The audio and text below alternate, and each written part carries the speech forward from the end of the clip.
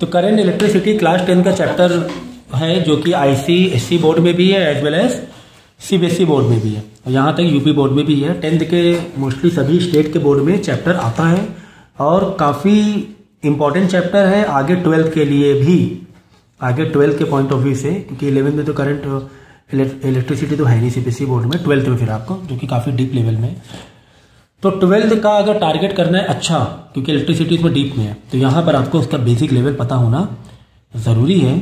तो इसमें कुछ सेक्शन में बांटा गया चैप्टर, जैसे कि सेक्शन ए में हम लोग इलेक्ट्रिसिटी मतलब चार्ज के बारे में पढ़ेंगे, current, potential difference and resistance, Ohm's law, ये सेक्शन ए में पढ़ेंगे हम लोग।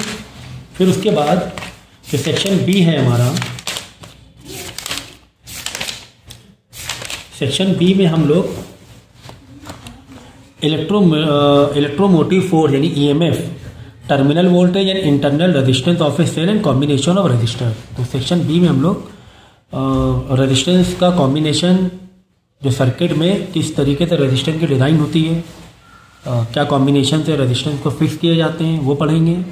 टर्मिनल वोल्टेज के बारे में पढ़ेंगे, कहीं ना कहीं सेल और बैटरी के बारे में पढ़ेंगे, ठीक है ना। तो ये आपका हो गया सेक्शन ए एंड बी, ठीक है।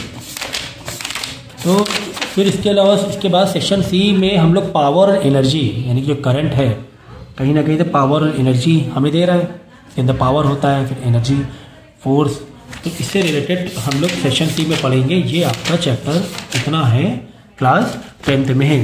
तो स्टार्ट तो कर दें कि concept of charge, what is charge. Electricity जो है, करंट कहाँ से स्टार्टअप है इसका, चार्ज। तो जो हम लोग वायर में देखते हैं, हम लोग करंट किसी डिवाइस को अगर चलाना होता है तो हम लोग क्या करते हैं, घर में एक वायर लगाते हैं जिसके थ्रू इलेक्ट्रिसिटी सप्लाई होती है, यानी घर तक के सप्लाई हमारे पास आती है, घर तक हमारे गवर्नमेंट सप्लाई देती है। उसके बाद हम लोग जो डिवाइसेस चलानी होती है तो फिर वायर के थ्रू हम लोग करंट को लेते हैं, यानी कि करंट को दौड़ाने के लिए, करंट को चलाने के लिए कुछ मीडियम होना ज़रूरी है। उन मीडियम को बोलते हैं कंडक्टर। करंट जिसमें फ्लो करता है तो क्या बोलते हैं, कंडक्टर बोलते हैं। तो करंट को हम लोग चार्ज, पहले करंट का यूनिट लेंगे, चार्ज।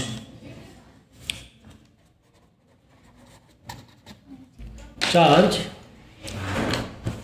जो फ्लो होता है वो फ्लो कराने के लिए हमें क्या चाहिए, कंडक्टर चाहिए। कंडक्टर एग्जाम्पल के तौर पे कॉपर एक बेस्ट कंडक्टर है। कॉपर में जो फ्लो होता है चार्ज का, जो इलेक्ट्रॉन्स होते हैं, चार्ज का फ्लो कॉपर में काफ़ी अच्छे तरीके से फ्लो होता है। फिर और भी कंडक्टर हैं, सिल्वर तो सबसे बेस्ट कंडक्टर है, बट सिल्वर हम लोग ज़्यादा यूज़ नहीं करते हैं, कॉस्टली पड़ता है। फिर आयरन है और ऐसे काफ़ी सारे अलग अलग कंडक्टर, जिनकी अगर आप ग्रेड लोगे, इसकी क्वालिटी लोगे एज पर कंडक्टर के पॉइंट ऑफ व्यू से, तो क्वालिटी थोड़ी आप डाउन भी कर मतलब होती जाएगी। जैसे देखो एल्युमिनियम भी है ना, पहले देखो एल्युमिनियम के ही वायर आते थे, अगर 15, 20, 30 साल पहले एल्युमिनियम के वायर ज़्यादा होते थे, कॉपर के कम होते थे, ठीक है ना। अब कॉपर ज़्यादा होने लगा। एल्युमिनियम में क्या होता है कि हीट, जल्दी हीट कर जाता है, चार्ज इसमें जब दौड़ता है, करंट दौड़ता है तो हीट कर जाता है, तो इसलिए कॉपर यूज़ करने लगे। तो गोल्ड भी कंडक्टर है, तो इतना कॉस्टली है गोल्ड और सिल्वर, बहुत अच्छे कंडक्टर है, कंडक्टर बहुत अच्छे हैं, लेकिन ये कॉस्टली बहुत है। तो हम लोग वो जो होम यूज़ के लिए या जनरल यूज़ के लिए उतना ज़्यादा यूज़ नहीं करते हैं, मेनली कॉपर एल्युमिनियम ज़्यादा यूज़ करते हैं। तो ये चीज़ ध्यान रखेंगे। तो कॉन्सेप्ट ऑफ चार्ज, चार्ज का मतलब पता ही आपको कि पॉजिटिव चार्ज और नेगेटिव चार्ज, ये दो चार्ज का कॉन्सेप्ट आपने केमिस्ट्री में पढ़ा हुआ है। तो दो जो लाइक चार्ज होते हैं वो क्या करेंगे, आपस में रिपेल करेंगे और नेगेटिव पॉजिटिव आपस में अट्रैक्ट करेंगे। तो नेगेटिव पॉजिटिव का जो आपस में अट्रैक्शन है उसी को हम करंट कैसे कह सकते हैं, इसी को क्या कह सकते हैं, current. What is current, current actually क्या है, चार्ज का दौड़ना, चार्ज का दौड़ना, चार्ज का फ्लो करना ही करंट होता है।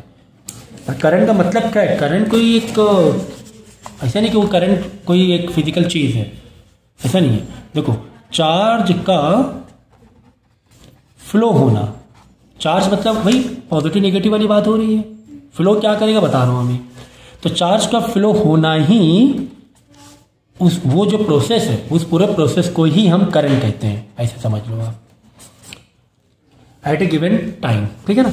तो चार्ज का फ्लो होना, तो चार्ज फ्लो क्यों होगा, तो ये तो हम लोग ने पढ़ा ही हुआ है पहले से ही केमिस्ट्री में कि पॉजिटिव और निगेटिव आपस में अट्रैक्ट होते हैं, तो पॉजिटिव चार्ज निगेटिव की तरफ ऐसे फ्लो करता है। ठीक है, तो वो जो फ्लो हो रहा है, वो जो वायर में करंट फ्लो हो रहा है, पहले जो थ्योरी थे उसमें क्या बताया था कि जो निगेटिव जो इलेक्ट्रॉन्स हैं वो इस तरीके से फ्लो हो रहे हैं। ठीक है ना, इस तरह के फ्लो हो रहे हैं। तो इस बीच में ही जो फ्लोविंग है, इस बीच में भी आप कोई भी डिवाइस लगाते हो, वो डिवाइस इस फ्लोविंग की वजह से वर्क करने लगती है, तो फ्लो होना ज़रूरी है।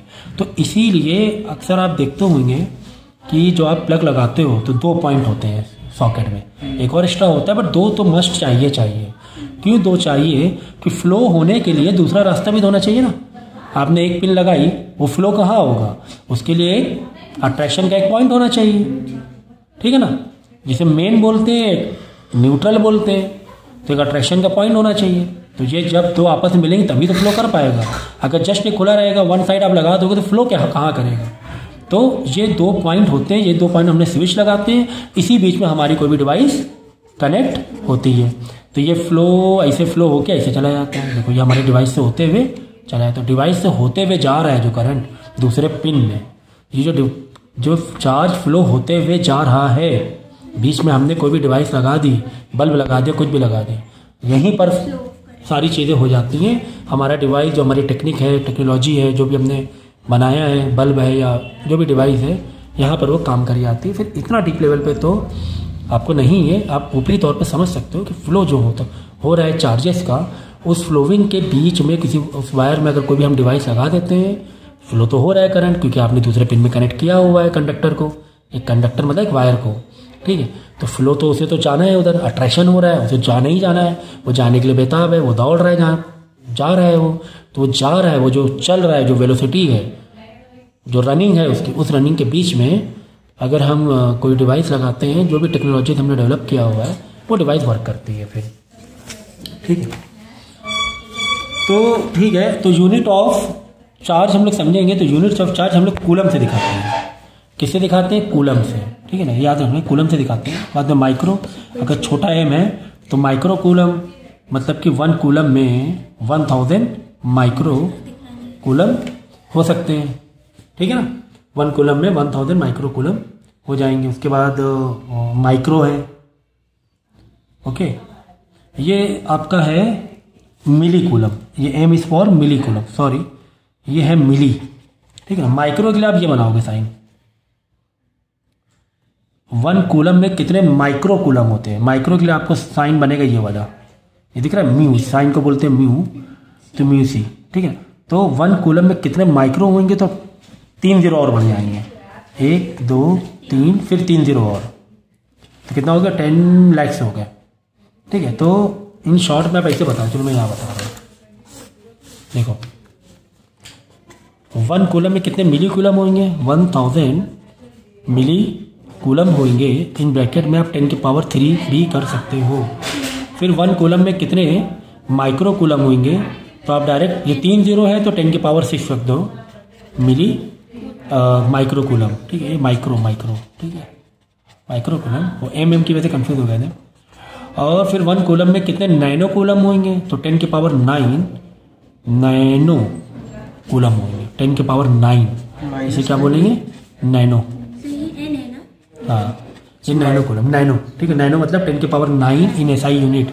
एग्जाम्पल के तौर पर अगर तो मीटर में समझे मीटर में, भाई 1 मीटर में कितने मिलीमीटर होते हैं, 1000 मिलीमीटर होते हैं कि नहीं होते हैं, बस ये वही कहानी है, 1000 मिली कूलम।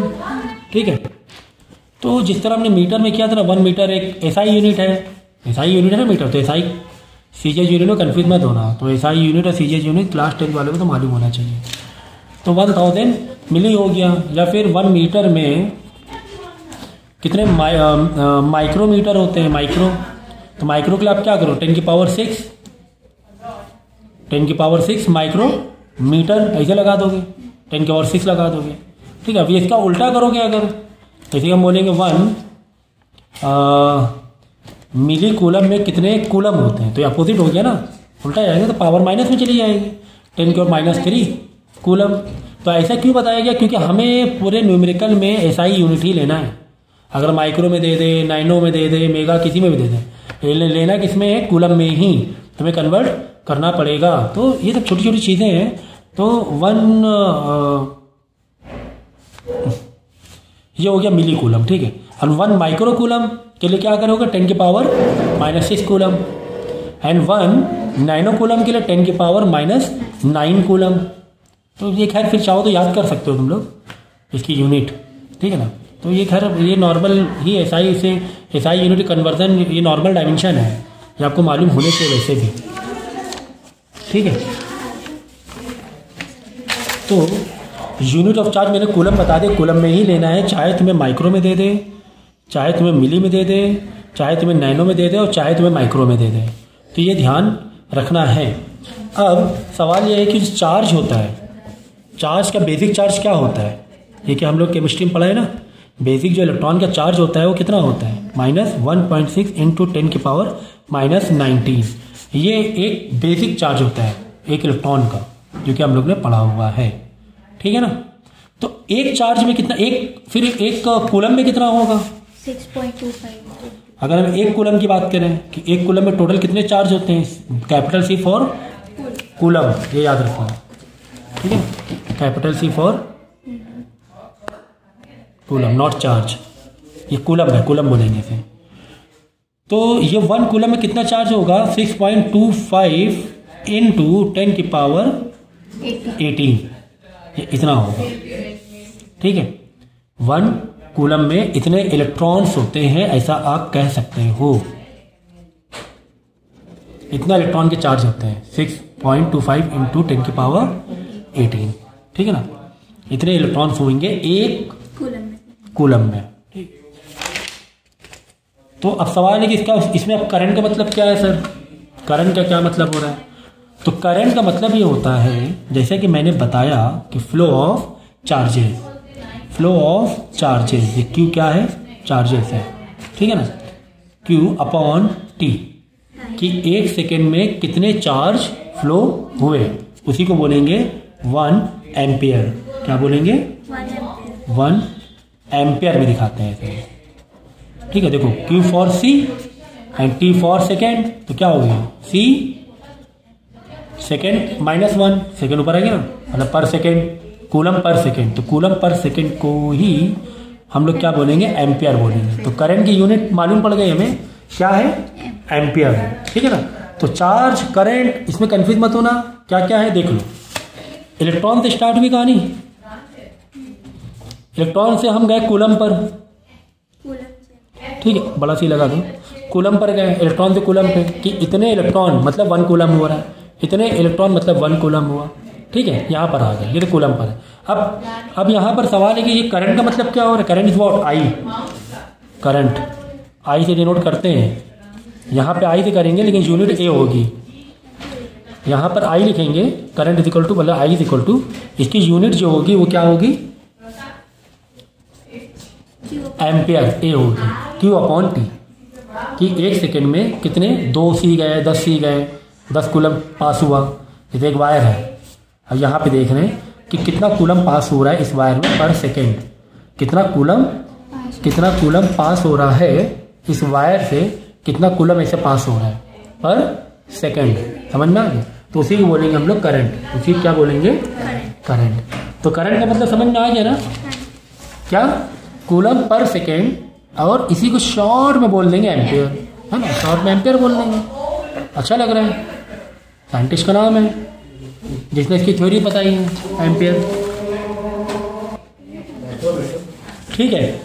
तो ये वायर में, तो अगर हम बोलेंगे 1 एम्पियर का मतलब बताओ, कैसे बोलेंगे, 1 एम्पियर का मतलब बताओ। तो 1 एम्पियर का मतलब क्या हुआ, 1 एम्पियर का मतलब ये हुआ कि 1 कूलम चार्ज पास हुआ, 1 कूलम चार्ज पास हुआ इन 1 सेकेंड, इसे बोले, इसका मतलब होता है 1 एम्पियर, ठीक है। एग्जाम्पल के तौर पे हमारे घर पे जो नॉर्मल जो सॉकेट होते हैं, जिसमें हम लोग मोबाइल चार्ज कर रहे हैं या फिर फैन या लाइट लगाया हुआ है, तो वो 5 एम्पियर तक होता है, 3 to 5 एम्पियर होता है। तो 3 to 5 एम्पियर का मतलब क्या हुआ कि 1 सेकेंड में 5 कूलम करंट फ्लो कर रहा है, ठीक है ना। तो C और Q में कंफ्यूज मत होना, ये एक ही बात है, Q अपॉन आप Q अपॉन टी लगाए, Q मतलब कूलम्ब भी हुआ, टोटल चार्ज मतलब N into E, number of electron, और एक इलेक्ट्रॉन का चार्ज 1.6 इंटू 10 की पावर माइनस 19, तो Q मतलब N इंटू ई। तो ये भी याद रखना, N इंटू ई। तो इसका मतलब अगर आप करंट का फॉर्मूला लगाओगे, जैसे आपने लगाया Q अपॉन टी, तो इसको आप N इंटू ई अपॉन टी भी कहीं कहीं पे ज़रूरत पड़ सकती है। हो सकता है पूरा कूलम पे ना दिया हो, एक इलेक्ट्रॉन और नंबर ऑफ इलेक्ट्रॉन अलग इन्फॉर्मेशन दे दी हो, और एक इलेक्ट्रॉन तो चार्ज आपको पता ही है कि 1.6 इंटू 10 को माइनस 19 होता है। ठीक है,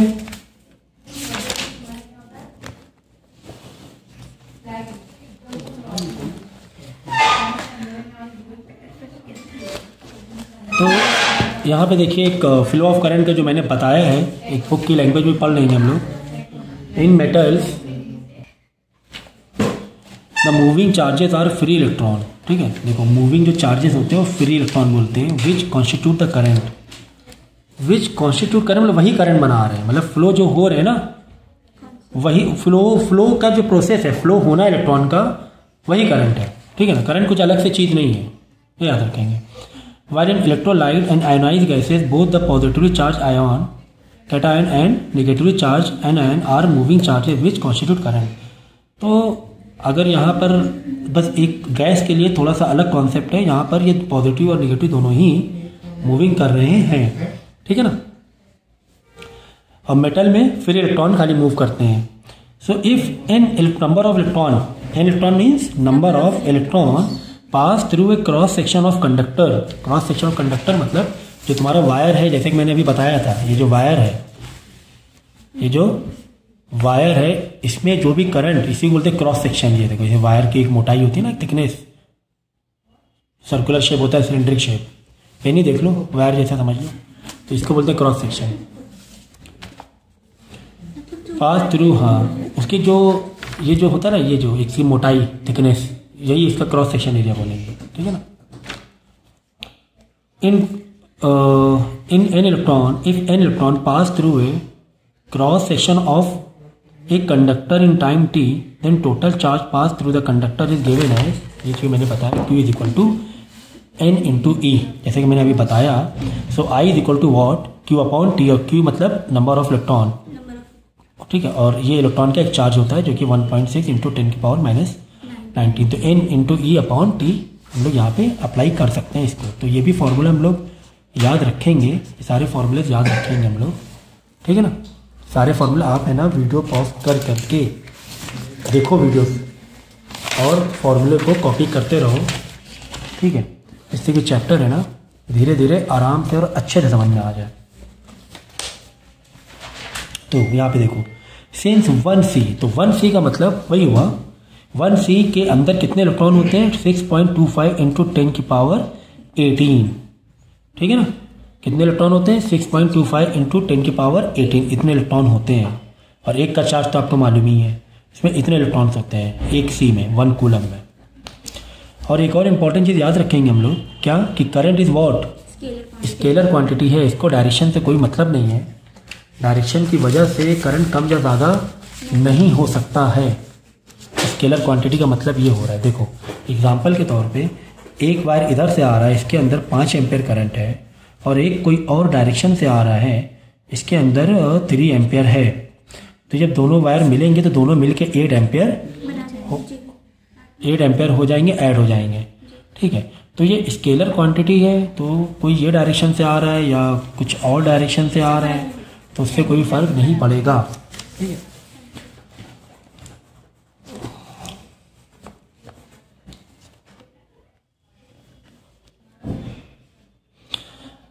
नाउ नेक्स्ट हमारा टॉपिक है, तो एक करंट हमने समझ लिया, अब हम पढ़ेंगे पोटेंशियल डिफरेंस, जिसको हम लोग वोल्टेज भी कहते हैं। तो करंट फ्लो क्यों करेगा, सवाल ये भी है ना, करंट फ्लो क्यों करेगा, तो करंट फ्लो पोटेंशियल डिफरेंस की वजह से करेगा। एग्जाम्पल के तौर पे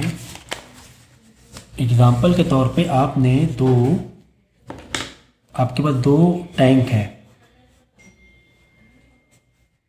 और आपने इसको एक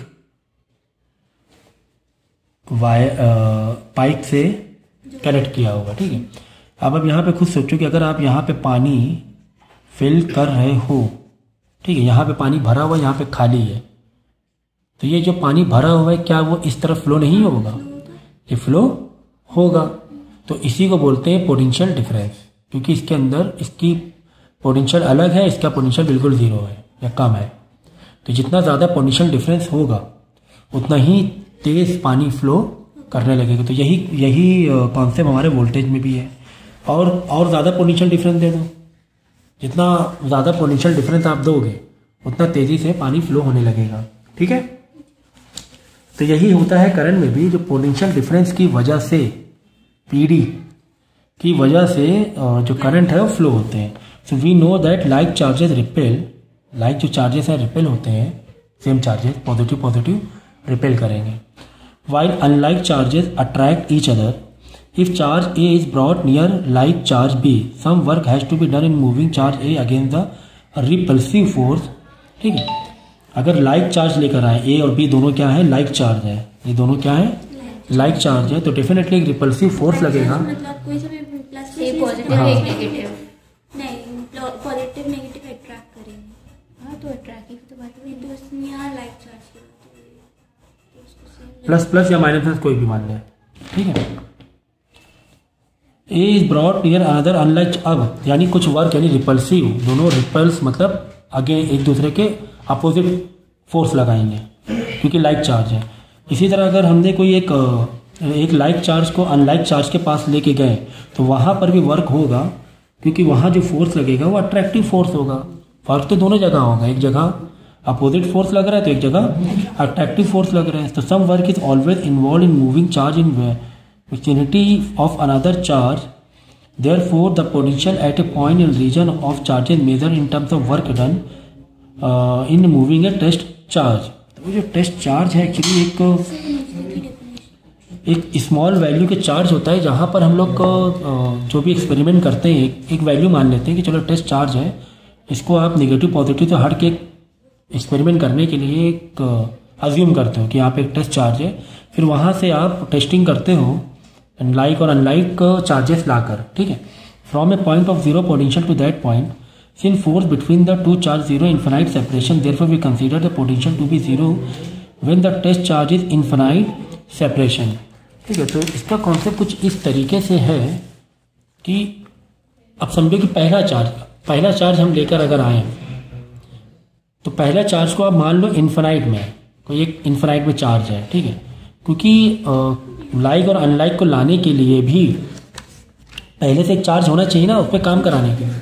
भाई यहाँ पर एक पहला से क्या है, पॉइंट टेस्ट चार्ज या फिर पॉइंट चार्ज भी बोलते हैं इसे। इन्फिनिट चार्ज, हाँ, इन्फिनाइट से जो लेगा टेस्ट चार्ज या फिर पॉइंट चार्ज भी बोलते हैं इसे। तो अगर आप पॉजिटिव वाला इसके पास ला रहे हो या फिर निगेटिव वाला लेकर आ रहे हो, तो यहाँ से आप वर्क को डिफाइन करते हो कि कितना वर्क हुआ। तो टेस्ट चार्ज के लिए जो इन्फिनाइट पर है से हम लेकर आए हैं, तो इसको आप फिलहाल जीरो अज्यूम कर सकते हो। तो ये थ्योरेटिकल है, इसको एक थ्योरी समझने के लिए ये,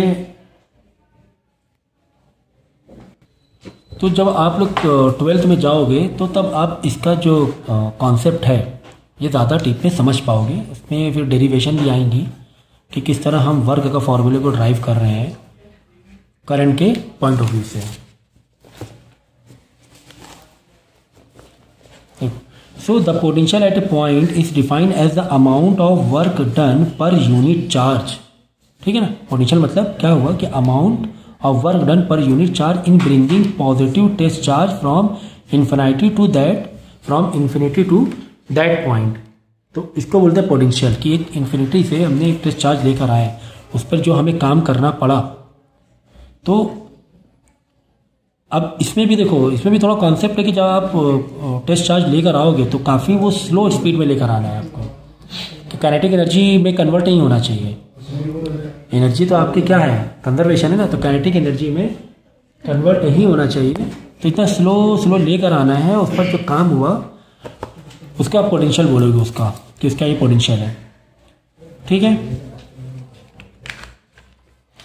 तो यहां से हम लोग दिखाएंगे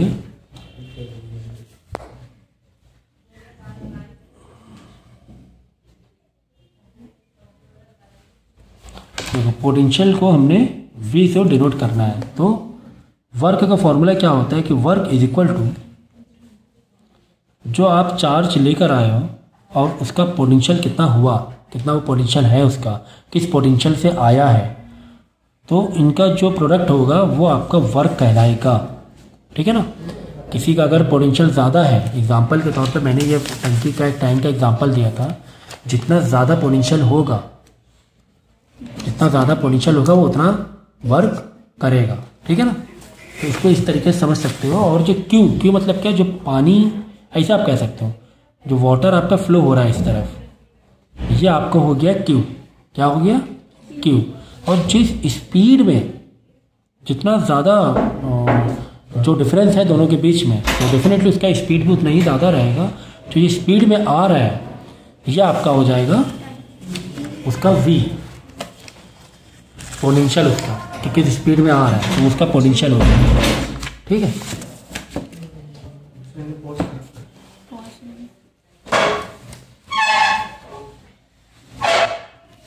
तो इस पोटेंशियल को हम लोग क्या बोलते हैं? वोल्ट बोलते हैं, वोल्ट।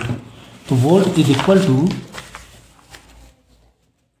देखो यहाँ पे फॉर्मूला मैंने बताया था, देखो work is equal to Q into V. तो work is equal Q into V, यानी वी इज इक्वल टू क्या हो जाएगा? Work upon Q. Work upon Q मतलब charge. Work is what? Joule. Work का मतलब क्या हुआ? जूल हुआ। और क्यू मतलब चार्ज हुआ, सी, कूलम, है ना। तो 1 वोल्ट की अगर हम बात करें कि 1 वोल्ट का मतलब क्या होगा, तो 1 वोल्ट का मतलब हुआ कि 1 जूल अपॉन 1 कूलम। ठीक है ना। तो इसे हम लोग बोलेंगे 1 वोल्ट। ठीक है ना। 1 वोल्ट मतलब क्या हुआ? 1 जूल अपॉन 1 कूलम। ओके। तो वोल्ट के लिए वैसे डायरेक्ट आपको यूनिट दे दी गई है। अगर आप इसको ऐसे करोगे तो जे पर सी आएगा, है ना। सी के ऊपर -1 सी ऊपर लाए ना। तो इसी को हम लोग शॉर्ट में क्या बोलेंगे? डायरेक्ट आपको वी दिखा देना है, वोल्ट। 3 वोल्ट, 5 वोल्ट, 8 वोल्ट, जो भी। तो वोल्ट से इसको डिनोट करते हैं जूल पर कूलम को हम लोग किससे डिनोट करते हैं? वोल्ट से, वोल्टेज से। तो वी इसकी यूनिट है। तो यहाँ पे देखो कॉन्सेप्ट, ये आपका मेन इंपॉर्टेंट है, इसके बिना तो कुछ नहीं है। यही है देखो पोटेंशियल डिफरेंस। तो V A minus V B is equal to work upon coulomb. ठीक है ना। इन दोनों के बीच का जो पोटेंशियल डिफरेंस है वही आपका वोल्टेज कहलाता है। तो याद रखो पोटेंशियल डिफरेंस ये मेन है, ED between two points is equal to the work done per unit charge in moving positive charge from one point to other. ठीक है ना। एक पॉजिटिव चार्ज को एक पॉइंट से, जैसे मैंने ये कहा कि तो वाटर है, एक वाटर का समझे एक ड्रॉप या एक क्वांटिटी ले लें, यहाँ से यहाँ आने पे, यहाँ से यहाँ आने में जो इसका जो कॉन्सेप्ट है, जिस स्पीड से आ रहा है, जिस स्पीड से आ रहा है, डेफिनेटली इसके अंदर काइनेटिक एनर्जी है। ये दौड़ रहा है ना, तो काइनेटिक एनर्जी है ना, तो वर्क तो होगा ही ना, काइनेटिक एनर्जी है तो वर्क तो होगा। तो इन दोनों के बीच का जो डिफरेंस है उसको हम कैसे डिनोट करेंगे? वर्क अपॉन कूलम से। तो कुछ फॉर्मूले हैं, याद रखना है, जैसे कि यही वाला formula, work is equal to Q into V, या फिर V is equal to work upon Q. ये याद रखना है। करंट का फॉर्मूला याद रखना है, इसके न्यूमेरिकल आते हैं। तो इसी देखो 1 volt is equal to 1 joule per coulomb, मतलब 1 कूलम, मतलब एक चार्ज ने 1 जूल काम किया। एक चार्ज ने जो 1 जूल काम किया उसी को हम 1 वोल्ट बोलेंगे। ठीक है। तो नेक्स्ट आपका दो कॉन्सेप्ट आपके हो गए। कौन से 2 कॉन्सेप्ट हो गए? एक तो करंट का कॉन्सेप्ट हो गया आपका, एक हम लोगों ने सीख लिया क्या, करंट का मतलब सीखा, और एक सीखा हमने पोटेंशियल डिफरेंस का। तो पोटेंशियल डिफरेंस ही एक टेक्निकल वर्ड है, इसको समझना है, और इसी को हम लोग बोलते हैं वोल्टेज। तो ये 2 कॉन्सेप्ट हम लोग समझ चुके हैं। अब नेक्स्ट कॉन्सेप्ट है हमारा रेजिस्टेंस। तो रेजिस्टेंस मतलब ये होता है कि आपका जो करंट फ्लो हो रहा है उसके कोई चीज़ किसी वजह से कुछ फ्रिक्शन मिल रहा है या कुछ बैरियर है, वो जो बैरियर है, वो जो रोकना चाह रहा है करंट को, उसी को बोलते हैं रेजिस्टेंस। तो द ऑब्स्ट्रक्शन मतलब रुकावट offer to the flow of current, current के फ्लो में जो ऑब्स्ट्रक्शन है, जो रुकावट है, उसी को हम लोग बोलेंगे क्या? रेजिस्टेंस बोलेंगे। तो देखो फिर से तुम लोग करंट और वोल्टेज में कंफ्यूज मत होना। करंट और वोल्टेज का मैं एक ऐसा एग्जांपल बताता हूँ जिससे आप लोग काफ़ी हद तक के क्लियर हो जाएगा ठीक है, देखो जैसे कि आप लोग एक एग्जांपल के तौर पे बता रहा हूँ मैं, घर पे एक वाटर पानी का एक पाइप है, ठीक है, पानी का पाइप है, ओके। अब आपने बाल्टी रखी हुई है, बाल्टी आपने रखी हुई पानी भरने के लिए, तो उसके अंदर जो वाटर आ रहा है, वाटर की जो क्वांटिटी पानी भर रहा है बाल्टी में, जो वाटर की क्वांटिटी आ रही है, तो ये तो तुम्हारे हो गए चार्जेस, समझो एक तरीके से करंट के लिए चार्जेस, ठीक है ना। और हाँ, वो हो गया चार्जेस, मतलब ये आप कह सकते हो करंट, ओके। और वो जिस स्पीड में आ रहा है, जिस स्पीड से फ्लो हो रहा है, फ्लो होने को तो करंट कहते हैं, फ्लो हो रहा है, कुछ आ रहा है, कुछ चार्जेस आया, कुछ पानी आया बाल्टी में भरा, और जिस तेजी से आ रहा है उसको आप कह सकते हो वोल्टेज। अब वो तेजी आपका पोटेंशियल डिफरेंस की वजह से होगी कि पानी की टंकी जो के दो पानी के जो टैंक हैं उसके बीच में, जैसे एक बाल्टी एक टैंक हो गया, और एक आपके बिल्डिंग के ऊपर पानी की टंकी है, बाल्टी आपकी खाली है, पानी की टंकी भरी हुई है। तो जितना ज़्यादा पानी की टंकी भरी हुई उतना तेज़ पानी आता है। जैसे तो पानी टंकी देखो कम खाली होने लगती है ना, तो देखो पानी आपका स्लो आने लगेगा, ये आपने देखा होगा ना, कि पानी टंकी खाली हो रही है, पानी स्लो आ रहा है। तो क्यों? क्योंकि इस तरह इसका पोटेंशियल डिफरेंस कम हो गया, पहले पानी टंकी भरी थी, पोटेंशियल डिफरेंस ज़्यादा था, ठीक है। तो जो चीज़ स्पीड से आ रहा है उसको आप कह सकते हो वोल्टेज कह सकते हो, ठीक है ना। अब हम ये जानते हैं कि करंट और वोल्टेज समझ गए ना। फ्लो, जो फ्लो हो रहा है चार्ज जो फ्लो हो रही है, जो एक्चुअल चार्ज है वो करंट है, और जिस स्पीड में हो रहा है, कितनी तेज़ी से फ्लो हो रहा है, तो उसको हम कह सकते हैं वोल्टेज, ठीक है। तो जैसा कि अगर हम एक जनरल एग्जांपल ले लें, अगर हमारे घर में जो वोल्टेज होता है, तो वोल्टेज की जो क्वांटिटी आपको दी होती है, इंडिया में अगर बात करें हमारे कंट्री में, तो अप्रॉक्सीमेटली 230 वोल्ट से 240 वोल्ट के बीच में क्वांटिटी आपको दी होती है, ठीक है ना। तो इसका मतलब ये हो रहा है कि ये जो करंट है, जो फ्लो है, वो लगभग इस स्पीड से आ रहा है। पानी का पाइप है ना, पानी पाइप कितनी तेज़ी से आ रहा है, इस स्पीड से आ रहा है, ठीक है ना। तो सवाल ये है कि सर हम लोग तो डिवाइसेस अलग अलग लगाते हैं, मोबाइल भी लगा रहे हैं, फ़ैन भी लगा रहे हैं, एसी भी लगा रहे हैं, ये तो फिक्स हो गया, ये तो अपने पूरे कंट्री में फिक्स हो गया। और हर डिवाइसेस को अलग अलग, डेफिनेटली अलग अलग सिस्टम है, अलग अलग तरीके हैं इसको चलाने के। किसी में वोल्टेज ज़्यादा भी चाहिए रह सकता है, किसी में कम। एग्जाम्पल मोबाइल में 5 वोल्ट चाहिए होता है, अब इसको कैसे करें? तो इसीलिए जैसे मोबाइल है या लैपटॉप है, हमारे घर में तो 230 से 240 वोल्टेज आ रहे हैं, इसीलिए तो चार्जर यूज़ करते हैं, इसीलिए एक एडाप्टर यूज़ करते हैं कि उसको उस डिवाइस के अकॉर्डिंग हम मेंटेन कर सकें, उसके ही अकॉर्डिंग करंट दे सकें। तो अब सवाल है सर करंट कितना आता है, एम्पियर या आई? अब ये डिपेंड करता है तुम्हारे वायर के ऊपर, ये डिपेंड करता है वायर के ऊपर, वायर के थिकनेस के ऊपर डिपेंड करता है, थिकनेस के ऊपर डिपेंड करता है, ठीक है। बात समझो फिर से, वोल्टेज यानी कि जो एक स्पीड है वो तो ठीक है 230 से 240 के बीच में है।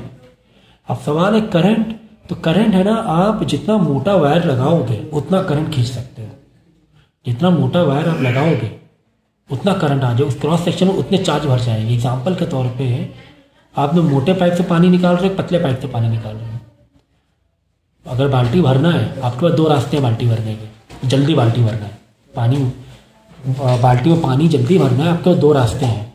एक रास्ता ये है या तो बहुत तेज धार आ जाए, पानी की स्पीड, तेज प्रेशर आ जाए। दूसरा एक और रास्ता है, टोटी होती है ना, टोटी टाइप, वो एकदम मोटा हो, भर भर के पानी एक बार में आ जाए। ये तुम्हारा करंट कर रहा है, ये तुम्हारा करंट। इसीलिए तो देखा है हमने एसी या फिर आयरन होता है, देखो इसके लिए वायर हम लोग कैसा यूज़ करते हैं, मोटा यूज़ करते हैं, पतला वायर यूज ही मत कर लेना। क्यों? इसको तो ज़्यादा करंट चाहिए भाई, भर भर के करंट चाहिए, और पतला वायर तुमने लगा दिया, उसकी कैपेसिटी है 3 एम्पियर 5 एम्पियर, इसमें चाहिए 15 एम्पियर 20 एम्पियर चाहिए करंट, है ना, 20 25 एम्पियर करंट चाहिए, एसी के लिए तो बहुत चाहिए। तो अब वो इतना पतला वायर, और तुमने प्रेशर दे दिया भर के, वायर समझो पाइप फट गया, पानी का पाइप, तेज प्रेशर दे दिया मोटर का, पाइप फट जाएगा, इतना पतला वायर रहेगा, पतला पाइप रहेगा, इसीलिए वायर भी जल जाता है, वायर बर्न हो जाएगा। तो अब आप क्या करोगे, इसको करंट ज़्यादा चाहिए तो आप वायर मोटा लगा दो, क्रॉस सेक्शन मोटा वाला वायर लगा दो। तो आपने देखा होगा आयरन या एसी के वायर मोटे होते हैं, सॉकेट भी घर में अलग होते हैं, इसीलिए जिससे कि हम ज़्यादा कैपेसिटी से करंट को खींच सकें, क्योंकि वोल्टेज तो वही है भाई, वोल्टेज में तो कोई छेड़खानी नहीं कर सकते हैं, थोड़ी बहुत छेड़खानी कर सकते हैं अगर एक्स्ट्रा डिवाइस लगा दिया, कोई एक मशीन है या कोई डिवाइस है, स्टेबलाइजर है, तो वोल्टेज कम ज़्यादा किया जा सकता है। कम तो खैर करते ही हम लोग चार्जर और एडाप्टर लगा के, तो बढ़ा भी सकते हैं एक हद तक के। लेकिन डिवाइसेस हमारे जो इंडिया में डिवाइसेस बनी वैसे रहती हैं कि इतना हमारे लिए काफ़ी होता है। अब रही बात करंट किसको कम किसको ज़्यादा, इसके लिए आप चार्जर यूज़ करते हैं। अब किसको ज़्यादा करंट चाहिए तो वायर है ना, मोटा वायर यूज़ करते हैं, मोटे वायर में करंट ज़्यादा आ जाता है। क्यों ज़्यादा आ जाता है? अब भाई हमारे घर में के बाहर तो ट्रांसफार्मर से आ रहा है, मोटे मोटे वायर है ना, मोटे मोटे वायर होते हैं, तो जितना मोटा वायर लगा दो आप खींच लो करंट, ठीक है। तो ये कॉन्सेप्ट था आपका वोल्टेज और करंट का। बच्चे मोस्टली इसमें बहुत कंफ्यूज होते हैं कि वोल्टेज और करंट का मतलब क्या होता है। तो ये मैंने बता दिया कि आप एक पानी के पाइप से थोड़ा सा आप रिलेट कर सकते हो, कुछ हद तक के रिलेट कर सकते हो वोल्टेज और करंट का मतलब। अब सवाल है रेजिस्टेंस। भाई आपने करंट को रोकने की कोशिश की, करंट को रोकने की कोशिश की, वोल्टेज को रोकने की कोशिश की। अब ये भी बात है, करंट को रोकने की कोशिश कर रहे हैं, वोल्टेज को रोकने की कोशिश कर रहे हैं। देखो हमारे लिए फॉर्मूला क्या है, V is equal to I into R, ये वोल्टेज का फॉर्मूला है। अब ये फॉर्मूला तुम्हें क्या कह रहा है कि V और R में क्या रिलेशन है, V और R में डायरेक्ट रिलेशन है। इसका मतलब हम R बढ़ाएंगे, अगर I कांस्टेंट है, I जैसे 3 एम्पियर है, बस ये फिक्स रहना, 3 से ज़्यादा नहीं, 3 ही एम्पियर है, पक्की बात है, ये कांस्टेंट है बिल्कुल, इसको हम छेड़खानी नहीं कर रहे। अब अगर हम R को बढ़ा देंगे तो V भी बढ़ जाएगा। ये तो रेजिस्टेंस का मतलब तो सर आप कह रहे हैं रुकावट, आपने क्या बोला, रेजिस्टेंस का मतलब तो एक रुकावट है, रोकना। तो लेकिन यहाँ पर तो वोल्टेज बढ़ रहा है, ठीक है। तो ये ठीक वैसे ही हो रहा है, ये ठीक वैसे ही हो रहा है जैसे कि आपने एक पाइप लिया हुआ है, ठीक है, पाइप में पानी आ रहा है, पाइप में पानी आ रहा है, ठीक है, पानी आ रहा है, मतलब करंट आ रहा है। हमने क्या कहा कि करंट बिल्कुल कांस्टेंट यहाँ पे है, इसको फ्रीज कर दिया आपने, इतना ही आना है, 1 सेकेंड में 1 लीटर ही पानी बाहर गिरेगा, ठीक है ना। अब आपने क्या किया, इस पाइप को इसे उंगली से दबा दिया, उंगली से दबाया, रोका। तो मैंने क्या कहा, करंट नहीं रुकना है, करंट कांस्टेंट, करंट आने ही आना है। तो क्या होगा, आपने इसे दबा दिया, रेजिस्टेंस दे दिया, करंट तो कांस्टेंट है, करंट को पानी 1 सेकेंड में 1 लीटर ही बाहर निकलना है। पीछे मोटर लगाया हुआ आपने, 1 सेकेंड में 1 लीटर ही। अब कैसे निकलेगा, तेज स्पीड से निकलेगा। फिर कैसे निकलेगा, तेज स्पीड, तेज धार हो जाएगी। क्या करे भाई, ये करंट तो फिक्स है, करंट को आई फिक्स है, पीछे तो जो पानी आ रहा हो 1 सेकेंड में 1 लीटर ही, यहाँ तो जो पानी गया 1 सेकेंड में 1 लीटर, तो बाहर भी 1 सेकेंड में 1 लीटर ही आना है। अब तुम तो रोके हुए हो, क्या करोगे, तुम तो रोके हो, अब क्या होगा, अब क्या होगा, कुछ नहीं होगा, ये स्पीड ऐसे बढ़ जाएगी, धार है ना बढ़ जाएगी। ये आपने जनरली भी आप जानते हो इस बात को कि पानी यानी कहीं पर प्रेशर से पानी देना है, पौधों में पानी देना है, पेड़ में, अब पानी का जो प्रेशर वहाँ तक नहीं पहुँचा, हम लोग देखो ऐसे हाथ से दबाते हैं पाइप को दबाते हैं, मतलब रेजिस्टेंस बढ़ाते हैं, मतलब रेजिस्टेंस बढ़ाते हैं। तो रेजिस्टेंस बढ़ेगा तो वोल्टेज भी बढ़ जाएगा। फॉर्मूला कह रहा है हमारा कि रेजिस्टेंस वोल्टेज में डायरेक्ट रिलेशन है, अगर आई कांस्टेंट है तो, ठीक है। इसका मतलब दूसरे तरीके से देखें, आई इज इक्वल टू से देखें, आई इज इक्वल टू, देखो आर नीचे इधर क्या हो जाएगा, डिवाइड हो जाएगा, है ना। आई इज इक्वल टू आर इधर मल्टीप्लाई, इधर आके डिवाइड हो जाएगा, तो फॉर्मूला क्या बन जाएगा, I is equal to V upon R, ठीक है। तो एक काम करते हैं हम लोग, वी को फिक्स रखते हैं, वी को क्या करते हैं, कांस्टेंट रखते हैं, इसको फिक्स। ये तो वही प्रेशर से आने वाला है, पक्की बात है। ये जो पानी जो प्रेशर से पाइप में आ रहा था, समझो ऐसे, इतना ही आना है, वोल्टेज को हमने कांस्टेंट कर दिया। अब रजिस्टर और आई में खेल करते हैं, रजिस्टर और आई में खेल करते हैं। क्या खेल करते हैं, हम रजिस्टेंस को बढ़ाएं, रजिस्टेंस को बढ़ाएं तो आई क्या हो जाएगा, घट जाएगा। क्यों घट जाएगा, क्योंकि हमने वी को कांस्टेंट रखा, वी की स्पीड अब धार नहीं बढ़ानी है हमें, वी इतनी ही स्पीड से निकलना है। क्यों, कैसे, वो छोड़ दो, बस वी को कांस्टेंट रखा है हमने अभी समझने के लिए। तो रजिस्टेंस बढ़ाने से अब क्या होगा, हमने जब रजिस्टेंस बढ़ाया, ये जगह रोकी, इतनी जगह रोक दी, तो क्या होगा, पानी का प्रेशर तो उतने से ही गिरेगा, लेकिन अब पतली जो थिकनेस होगी ना पानी का, ये जो जिस थिकनेस से पानी आ रहा है, कम थिकनेस से पानी आने लगेगा, क्योंकि प्रेशर तो वही है, प्रेशर तो हमने कांस्टेंट कर दिया ना, वी को कांस्टेंट कर दिया। तब पानी मतलब बाल्टी में पानी धीरे धीरे मतलब टाइम लेगा भरने में, क्योंकि तुमने रेजिस्टेंस बढ़ा दिया और आई को कम कर दिया, वी को कांस्टेंट किया हुआ, वी को कांस्टेंट किया हुआ है, ठीक है, अब की बार V को कांस्टेंट किया, तो R बढ़ाने से I कम हो रहा है, तुम्हें पानी है ना देर में भरेगा बाल्टी में, ऐसे आप कह सकते हो। ठीक है, धार वही आएगी, धार पतली हो जाएगी। क्यों पतली हो जाएगी? तुमने यहाँ पे ब्लॉक मारा हुआ है। यही तो होता है, अगर अब ये नॉर्मल जो पाइप होते हैं, हम लोग गोल वाले पाइप ऐसे टैप को घुमाते हैं, तो जब टैप हम बंद करते हैं तो देखो उसकी धार पतली होती जाती है। ऐसा नहीं कि धार तेज होती जाती है, धार तेज नहीं होती है। आप बोलो कि मैंने दबाया, ऐसे बंद किया, रिस्ट्रिक्शन किया, अंदर पाइप ऐसे घुमा रहे ना, बंद कर रहे हैं, तो धार उसकी तेज नहीं होती है। पानी धीरे धीरे धीरे धीरे उसकी धार पतली होते होते खत्म हो जाती है, पानी बंद हो जाता है। क्यों पानी बंद हो जाता है? क्योंकि V तुम्हारा कांस्टेंट है, V फिक्स है। V तुम्हारा क्या है? फिक्स है, फ्री फॉल है, ये V फिक्स है, V उतना ही आ रहा, वही धार का प्रेशर रहेगा। तो ऐसा आप लोग घर पे भी देखते हैं, तो समझ गए होंगे आप ये I और R में किस तरीके का रिलेशन है। तो रेजिस्टेंस का मतलब हम I को रोक रहे हैं, बिल्कुल I को रोक रहे हैं, लेकिन यहाँ पे अगर I को कांस्टेंट कर दें, R बढ़ा दें तो V बढ़ जाएगा, वही धार फ्लो तेज होने लगेगा। ठीक है,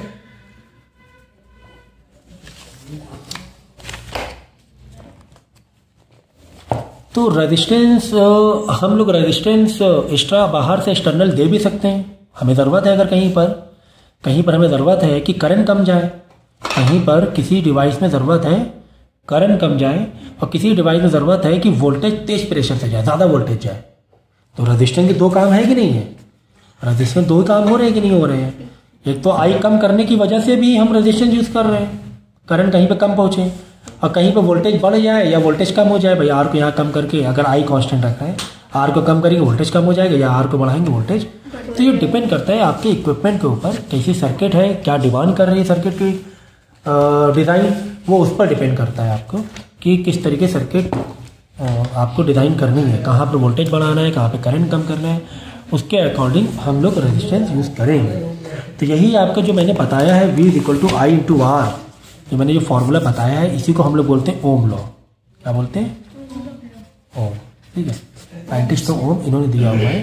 तो रेजिस्टेंस = अब बताओ रेजिस्टेंस फॉर्मूला क्या आ जाएगा? तो V/I आ जाएगा।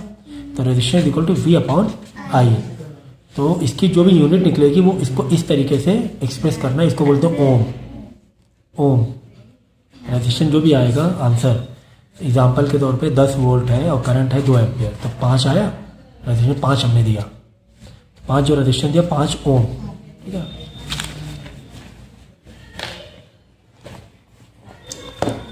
तो ये वही चीज़ पूरी एक्सप्लेन की जो मैंने बता दिया आपको एक इजी वे से, ये वही चीज़ एक्सप्लेन है। तो V/I मतलब ओम होता है। ओके, और इसका जो ग्राफ है देख लो, V और I का ग्राफ, ये देखिए VI का ग्राफ है। जैसे कि मैंने कहा था कि V और I में V = I × R है, मतलब V और I में वीर याद रखो, वीर है ना, V = I × R। अब R = V/I, I इधर आके डिवाइड हो जाएगा। तो V और I में डायरेक्ट रिलेशन है, तो डायरेक्ट रिलेशन जब निकलता है तो आपकी जो स्लोप होती है वो राइट हैंड वाली आ जाती है। राइट हैंड ऐसे देखो, ये दो स्लोप ऐसे कि ऐसे। तो V और I में क्या रिलेशन है? डायरेक्ट ही रिलेशन हो रहा है V और I में। V बढ़ेगा I बढ़ जाएगा। अगर R कांस्टेंट कर दें, अब टेक्निकल चीज़ है समझो, V बढ़ेगा I बढ़ जाएगा, सीधी बात है। तुम तेज धार से तेज प्रेशर से पानी फेंको तो करंट तेजी से बाहर नहीं निकलेगा, पानी तेजी से बाहर निकलेगा, बाल्टी जल्दी भरेगी। कब? अगर R को कांस्टेंट कर दें, अगर रेजिस्टेंस उतना ही करें। हमने वोल्टेज पीछे से तेज धार में पानी फेंका, पानी है तेज धार में आया, तो बाहर भी पानी, पाइप के बाहर भी तेज धार से पानी बाहर निकलेगा, तो बाल्टी जल्दी भर जाएगी तुम्हारी, सीधी बात है। तो V बढ़ाने से अगर R को कांस्टेंट कर दे तो V बढ़ाओगे तो I बढ़ जाएगा। कब? जब R कांस्टेंट कर दे तो R वही है, रेजिस्टेंस उतना ही है, तो V बढ़ाओगे I बढ़ जाएगा। पीछे से तेज धार में तेज प्रेशर से पानी फेंका तो जल्दी बाल्टी भर जाएगी, जल्दी जल्दी करंट आ जाएंगे ना, बाहर चार्जेस जल्दी मूव करेंगे ना। तो ऐसे आप एक एग्जांपल से बता रहा हूँ मैं कि जब डायरेक्ट रिलेशन होता है तो आपका स्लोप है ना, ये वाला बनता है, पॉजिटिव स्लोप बनता है, ऐसे स्लोप बनेगा। तो V बढ़ रहा है, I बढ़ रहा है, देख लो। V यहाँ पे समझो 1 था तो I समझो 2 था, V यहाँ पे 2 है तो I समझो 4 है, V यहाँ पे 3 है तो I समझो 6 है, ऐसे है ना। डायरेक्ट रिलेशन आया कि नहीं आया? ये डायरेक्ट रिलेशन हो रहा है। कंडक्टेंस क्या होता है? कंडक्टर मतलब रेजिस्टेंस का उल्टा, रेजिस्टर मतलब रोकना, कंडक्टर मतलब फ्लो करना, है ना। तो ये दोनों का अपोजिट रिलेशन है। तो कंडक्टेंस इज व्हाट 1 रेजिस्टेंस, या ओम की पावर -1 भी हम कहते हैं। अगर जैसे कि रेजिस्टेंस की यूनिट क्या है? ओम है, रजिस्टेंस की यूनिट ओम है, तो कंडक्टेंस की यूनिट ओम माइनस वन, क्योंकि उसी का अपोजिट है।